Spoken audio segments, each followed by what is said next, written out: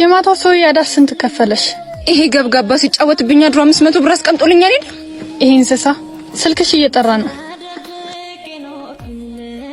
ሄሎ፣ ደህና ነሽ እህቴ? ደህና ነኝ። እንጀራ እየጋገርኩ ነው። በኋላ ልደውልልህ? ቆይ በጣም ፈልጌሽ ነው። ላፕቶፑን ትገዢልኛለሽ? ለልጁ ልንገረው?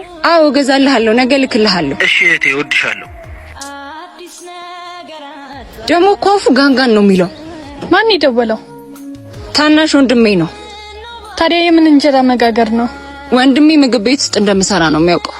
ስንት ገላ ተሻሽተሽ ስንት ጠረን ምግሽ እንደምታመጪው ሲያውቅ ምን የሚል ይመስልሻል? እኔ እንጃ።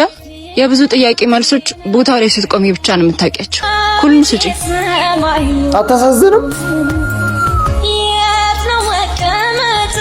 ሪል ላይፍ ላይ እኮ እንደዚህ አይነት ሰዎች ሊኖሩ ይችላሉ። ግን ከምር የማታ ሰው የሚመጣ ይመስልሻል?